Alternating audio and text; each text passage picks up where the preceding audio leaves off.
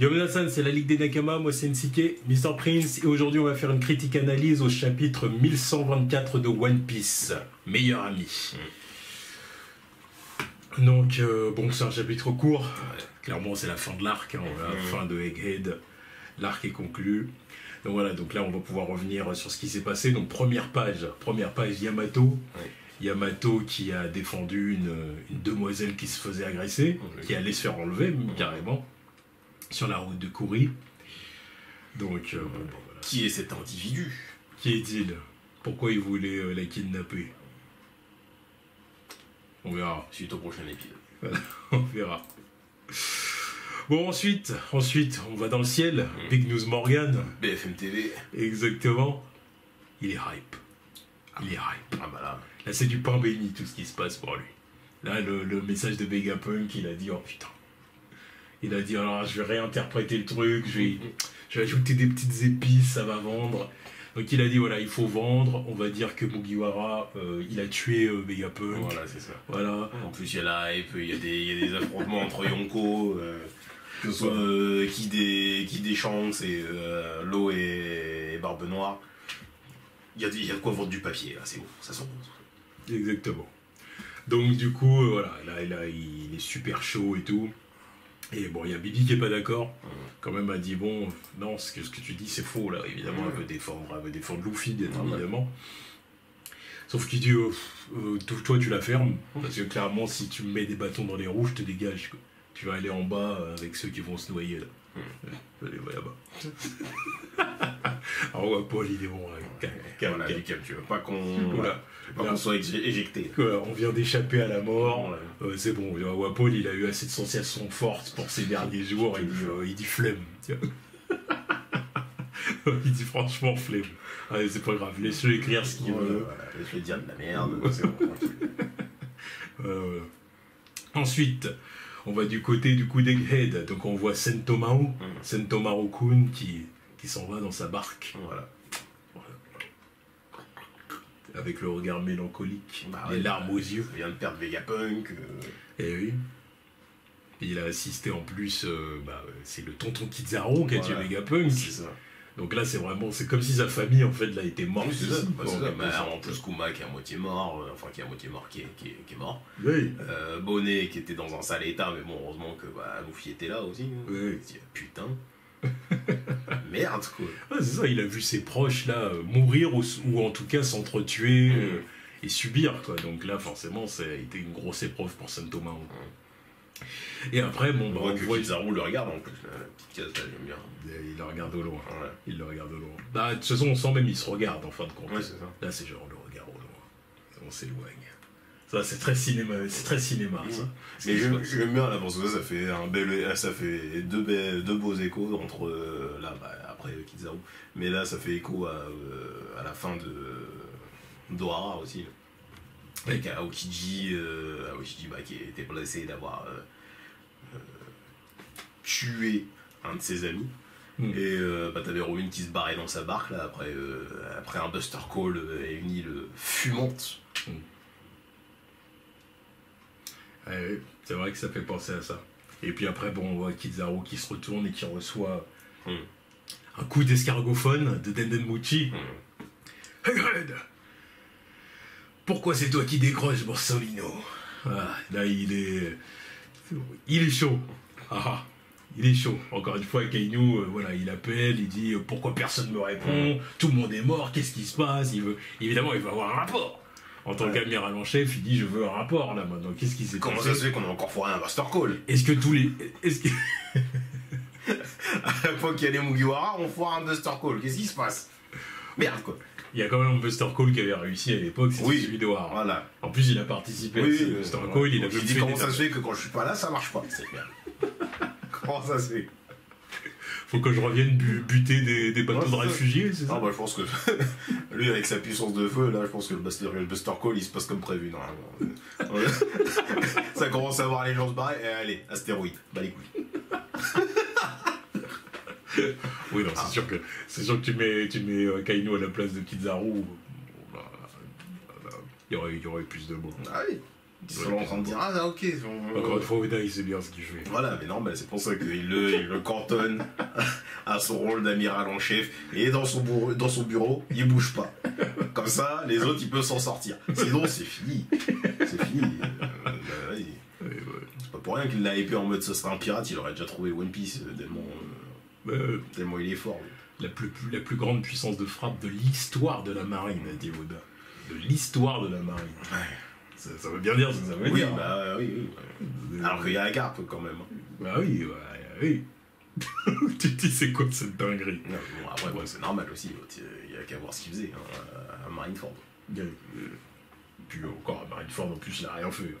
En fin de compte il aurait pu faire plus. Oui, il aurait pu faire plus. Il aurait pu faire plus que ça. Mais après maintenant à côté là où je suis d'accord avec toi, c'est que c'est l'amiral qu'on a fait plus. Voilà, c'est ça. Ça c'est sûr. Là, c'est le MVP de l'arc. Mais il aurait pu faire plus. Mais c'est le MVP de l'arc, même en n'en faisant pas tant que ça sur le papier. Alors, tant que ça. De toute façon, c'est des grands mots, encore une fois, parce que ceux qui n'ont pas fait grand chose dans cet arc, on va dire que c'est plutôt Kizaru. Sinon, Aokiji, même lui, il a fait des trucs. C'est que Kizaru qui aime pas suer, qui aime pas saigner. Enfin bon bref, en tout cas, voilà, il demande des comptes et du coup il discute avec Kizaru. Donc Kizaru il lui dit, bon ben voilà, les Mugiwara sont partis. Voilà, mon sang de Saturne. Voilà, où est-ce qu'il est là? Qu'est-ce que c'est? Voilà, mon sang de Saturne.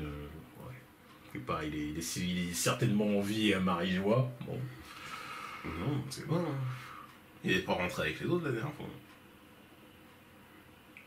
Il est pas reparti avec les autres. Il était pas là? Non. Ah, j'ai zappé ça. Mais on l'avait dit la dernière fois. Il était resté pour regarder le géant. Ah merde. Ah, je me rappelais plus. Il était resté. Ah ok, bon. Donc c'est pour ça, là, je me demande si il est encore là. Et encore une fois, ne pas oublier que Katarina Devon, elle a son apparence. Donc à voir à quel moment ça rentre en jeu, ce truc-là. Ouais. Enfin bon, en tout cas, voilà, Kizaru, on sent qu'il est pas dans son assiette, il dit bon, bah, de toute façon, t'auras un rapport plus tard, vas-y, sous pas. En gros, c'est ça, sous pas. Puis du coup, voilà, il y a Kainu qui lui dit, t'as plutôt intérêt à pas te relâcher, Borsalino, te relâche pas, en gros, fais pas fais pas le faible, voilà. Et puis mène la mission jusqu'au bout, s'il y a des pirates qui s'échappent, poursuis-les, sois déter. Et de se dire, Poto me lâche pas parce que t'es mon meilleur élément là. Fujitora, il est un peu trop gentillé. Il laisse les gens partir, il défend, il sauve un peu trop de monde. La veuve et l'orphelin. Voilà. C'est un super héros. Lui. Voilà, c'est un peu relou pour ma part. Et puis bah t'as l'autre clampin là, il prend des coups de pression en wifi. Il me ramène des cassons, tu vois, il m'a ramené Weevil, qu'est-ce que je m'en bats les couilles de Weevil. Donc fais gaffe. Et du coup Kizaru lui dit tu as déjà tué ton meilleur ami, Sakazuki. Alors là il sait pas quoi dire. Il sait pas quoi dire, et là tu vois les flashbacks de Kizaru avec Vegapunk. Leur rencontre, comment il a passé du temps là-bas, à donner des coups de main pour monter une bonne partie de lui quand même. Exactement. Avec Kuma, Sentomaru. Il se souvient du moment où il l'a tué. Là je trouve que le flashback, c'est vraiment un des flashbacks, même encore une fois les plus cinéma. Je le trouve très cinéma ce chapitre. Ça fait très. C'est des trucs qui peuvent être adaptés case par case au cinéma, tu vois. Ça, c'est incroyable. En animé, je pense que ça ils vont pas rater. Ils vont pas rater le truc. C'est ça. Donc, voilà. Et du coup, il lui dit, tu crois que je me relâche? Si t'as du temps à perdre à douter de moi, viens voir par toi-même, espèce d'ingrat. Voilà. Avec les larmes et tout. Voilà, ça chiale, c'est la grande chiale. Ah oui, il y a même la mort. Ah ouais, non, mais ça, tu sens que c'est la grande chiale, c'est la tristesse. C'est pas des larmes de crocodile. Là, on voit pas ses yeux, mais il n'y a pas besoin. Exactement. Et là, Kainu ne dit rien. Et il finit par dire, désolé mon frère. Et Kizaru lui dit, fais attention à ce que tu dis. Voilà, fais gaffe quand tu me parles. Parce que sinon, il va se barrer comme Aokiji. Ouais, c'est ça, tu vas voir. Il va faire comme Aokiji. Il va se tirer, il va dire des merdes, toi. Il va finir avec des gens que tu veux même pas, là, tu vas voir. Qu'est-ce que tu me racontes? Je vais rejoindre les Mugiwara, tu vas voir. Comment ça? C'est moi qui ai signé pour la mission, je me déplace, je fais ce que je dois faire, je tue mon pote, et c'est pas assez? Pendant que toi, t'es là, t'es dans ton bureau. Mais que je fouillais depuis 2 ans. Oh non, là, je peux pas bouger. Non, c'est chiant. Et moi, je me déplace, t'es pas content. Je suis numéro uno. À chaque fois qu'il faut se déplacer, je dis, je vais me déplacer. Et du coup, ce que je dois dire, c'est que voilà, c'est encore une preuve que Kizaru, il était pas à son maximum. Voilà, il était pas à son voilà, maximum. la team Il ne voulait pas se battre. Il voulait pas se battre. Encore une fois, ça se voyait bien qu'il voulait pas se battre. Je sais pas qu'est-ce qu'il vous fallait. Il voulait pas se battre et... Otis tenait la tête au sol pendant 20 chapitres. Tranquille, c'est une attitude normale pour lui. Bon, encore une fois, un amiral. Un amiral avec... Et en plus, OG. Voilà, un OG. Là, on parle pas de... C'est pas Green Bull ou Fujitora. Voilà. Non, là, on parle des 3 amiraux de base. Et là, on parle de Kizaru avec son fruit cheaté et tout. J'imagine qu'il a une endurance presque similaire aux 2 autres, hein, qui ont combattu ensemble pendant combien de 10 jours. Ouais, c'est ça. Et vous croyez vraiment que le mec là il était KO? Mais arrêtez un peu. Enfin bon, bref. Ensuite, bah, on va sur le bateau des géants. Donc du coup, et puis il y a le Sunny à côté. Donc les Mugiwara, du coup, clairement se remettent de leurs émotions, hein, parce qu'ils ont réussi à s'échapper et tout ça. Bon, bah voilà.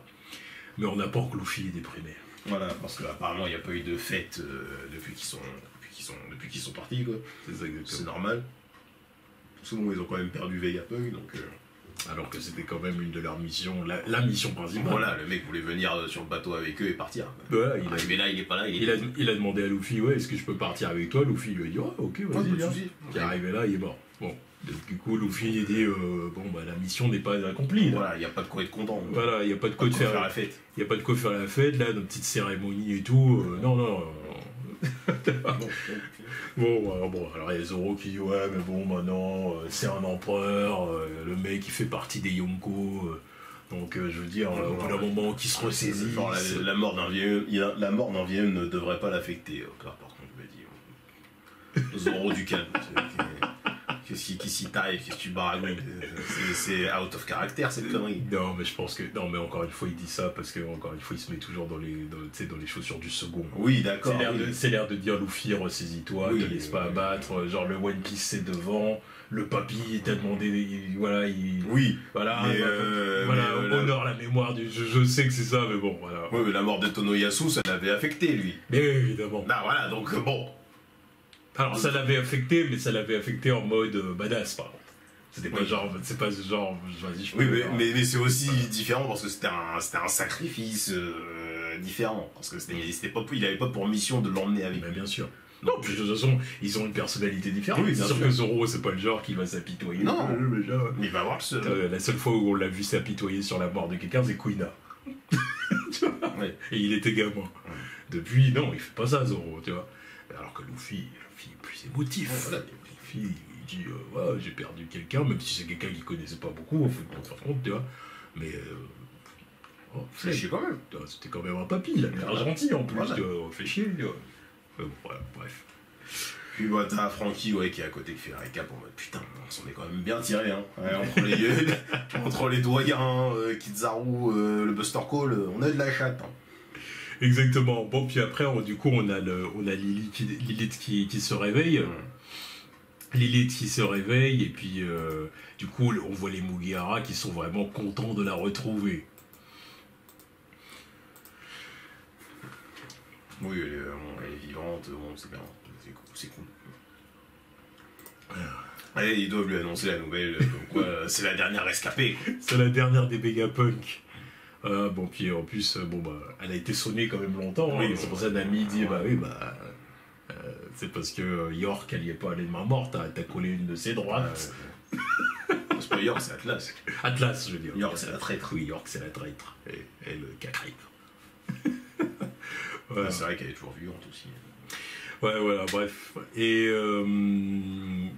du coup, après, du coup, Lilith va voir Luffy, puisqu'elle apprend qu'il est tout déprimé et tout. Il n'a mangé que 5 grammes de raisin. Du coup, voilà, il mange pas beaucoup. Hein. Il mange pas beaucoup, il n'a mangé que 5 grammes de raisin et des grammes de raisin de géant. Voilà. Ah, donc c'est énorme. Oui, c'est voilà, mais il n'en a mangé que 5. Seulement 5, tu vois. Voilà, mais bon, Lilith a fini par lui remonter le moral en disant, mais écoute, tu sais, La vérité, c'est qu'en gros, je suis une Vegapunk, quoi. Ouais. Et j'ai les données de tous les autres Vegapunk, j'ai leur mémoire, donc en fin de compte, Vegapunk est toujours vivant. Ouais, techniquement, il est encore vivant. Je suis là. Ouais. Voilà, alors là, du coup, les Mugiwara, ils font « Ah bah oui, c'est vrai. Oui, mais c'est pas con, ça. Ah bah oui. Bon, bah, faisons la fête. Et du coup, banquet, Kampai. Voilà, le roi des pirates, ce sera moi. Et il se dit, en fin de compte, la mission est sauve. Donc voilà. Et puis bon, puis Robin qui est contente, évidemment, parce qu'elle se dit, bon bah, il baffe, je vais peut-être revoir Saul. C'est ça. Et la dernière case, on voit un inconnu, une silhouette dans l'ombre, tel que, voilà, comme Oda aime le faire. Silhouette Nomi. Voilà. Et la personne dit, amenez-vous. En buvant son saké, je suppose. Alors je sais pas ce que c'est, si c'est un col ou c'est juste ou c'est un chapeau. Je sais pas du tout qui ça peut être. Alors bon, certains parlent d'un membre de l'équipage de Shanks qui serait resté peut-être derrière. Certains parlent de Scooper Gaban. Certains parlent du fameux pirate à la cicatrice de feu. J'en ai vu d'autres dire le mec avait un chapeau super rond là qui parlait avec Crocus sur une première page aussi. Ouais. De dos il ressemblait à Shiki, mais non, mais il avait un énorme chapeau et puis il avait des longs cheveux dorés. Donc, le retour de Shiki. L'arrivée de Shiki en canon. Parce que moi, vraiment lui redonner ses lettres de noblesse, hein, parce que se faire éteindre par Luffy Gear Second, faut aller se faire foutre. Oui, ça n'avait absolument aucun sens. Non, mais même quand tu regardes à l'époque, tu dis non, mais heureusement que c'était filler. un rival de Roger, Cimer, quoi. Cimer. Ça a affronté Gar Prime et Sengoku en 1v2. Oui, en 1v2, c'est ça que j'allais dire. En 1v2, et puis bon, normal, il a perdu. Mais là, ça perd contre Luffy Gear Second. Gear Third. De l'époque. Oui, de l'époque, oui, voilà, parce qu'il n'y avait pas de haki, rien. En gros, il n'y avait pas de haki. Aucune forme. Il l'a éteint. C'était un filler. C'était un film filler. Ah, mais c'était un bête de film, par contre. Oui. C'était un bête de film. Oui, c'est vrai. Oh, voilà, on pardonne. Mais c'est sûr que ça, dans le canon, ça n'aurait aucun sens. Dans le canon, ça n'a pas de sens. Bon, bref. Donc voilà, donc c'était le chapitre. Bon, du coup, pause la semaine prochaine. Ouais. Donc bon, voilà, mais bon.